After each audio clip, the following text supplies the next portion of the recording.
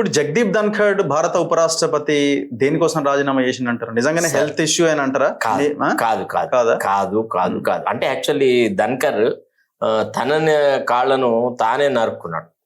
మనకి ఒక సినికల్ గా ఒక స్టేట్మెంట్ ఏం చేస్తారంటే, కొందరేమో తన కాళ్ళను తానే నరుక్కుంటారు, అంటే గొడ్డలి కాళ్ళ మీద విసురుకొని లేకపోతే కొట్టి కట్టెను కొట్టబోయి గొడ్డలితోని కాళ్ళనే నరుక్కుంటారు. అదొక విధానం. తర్వాత గొడ్డలికి కాళ్ళను కొట్టుకోనే విధానం ఉంటుందా లేదా? ధన్కర్ ఆ పని చేసినాడు. తర్వాత ధన్కర్ ప్రధానమంత్రికి పూర్తి విరుద్ధంగా ఉన్నటువంటి అంశాలలో కూడా ప్రతిపక్షాల తరఫున వ్యవహారం చేసినాడు. ఎప్పుడైతే ఆయనను అభిశంసించాలన్న తీర్మానం కాంగ్రెస్ వాళ్ళు ప్రపోజ్ చేస్తున్నారో దాని మీద చర్చ జరగకపోయిన తర్వాత అతను ఏం చేసినాడంటే, నేను కేవలము బీజేపీ యొక్క ముద్రను కాదు, I'm not the stamp of BJP, I'm neutral to everybody అని ఇంప్రెస్ చేయడానికని సోనియా గాంధీతో సన్నిహిత సంబంధాలు పెట్టుకున్నాడు, కేజ్రీవాల్ ను కలిసినాడు.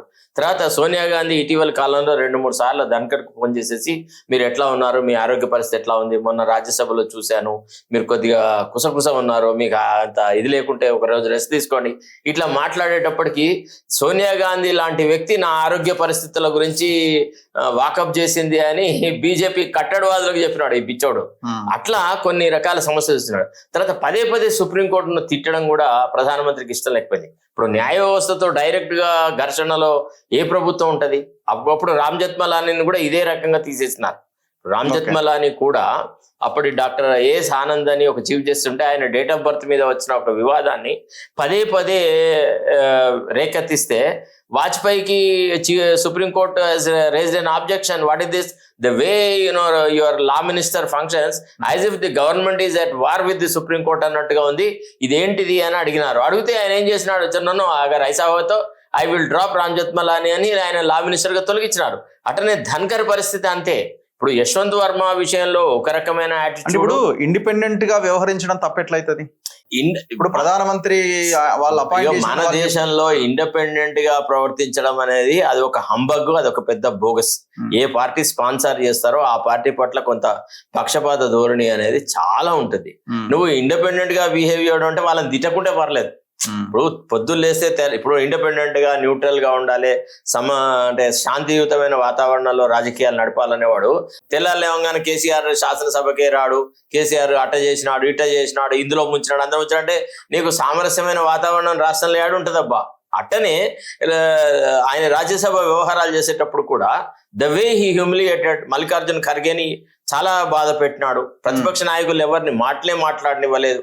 మోడీకి ఈ విషయం నచ్చుతుందేమో అనే భావనలో మోడీ యొక్క స్థానాన్ని బలహీనపరిచేటువంటి చాలా కార్యక్రమాలు చేయడం వల్ల ధన్కర్ పరిస్థితి చాలా అధ్వానంగా తయారైంది. నిజానికి Dhankhar should blame himself for the kind of ignominy that he suffering today. ఏ ఉపరాష్ట్రపతి కూడా ధన్కర్ బిహేవ్ చేసినంత నీచాతిరీచంగా ఆయన ఏమన్నాడండి, ఆయన భాష ఏందండి, రిటైర్డ్ ఆయన ఒక senior advocate of the supreme court, article 142 is being used as a missile అన్నాడు. What kind of a language is it? అయితే మాకు అంటే there is something called parliamentary language అని ఉంటుంది.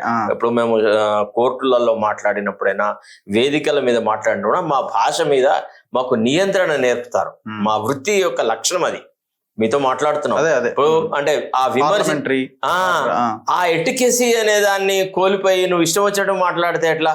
ఇప్పుడు ఆర్టికల్ 142 అనేది ఆయనకు తెలియదా? ది స్కోప్ ఆఫ్ ఆర్టికల్ 142 తెలియదా?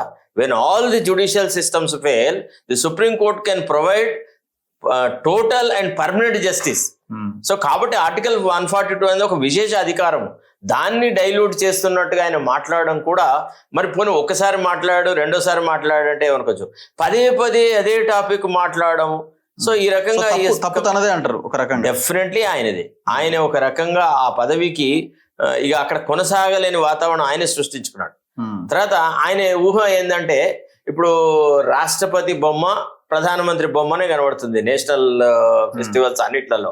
నా బొమ్మ కూడా ఉండాలి కదా, ఒక పక్క రాష్ట్రపతి ఉపరాష్ట్రపతి మధ్యలో ప్రధానమంత్రి బొమ్మ పెట్టు అని అతను అడిగినట్టుగా. తర్వాత చాలా చోట్లలో ఉపరాష్ట్రపతి అనే వ్యక్తికి ప్రాధాన్యత లేకుండా పోతుందని అంత కొంత సల్కింగ్ గా ఉన్నాడు. ఆయన దృష్టిలో రాష్ట్రపతి అంత పెద్ద ప్రాధాన్యత గల వ్యక్తిగా లేదు అన్నట్టుగా. సో ఆ రకంగా ఆయన బిహేవ్ చేసినాడు కాబట్టి బీజేపీ అధిష్టాన వర్గం they have taken a right decision to throw him out.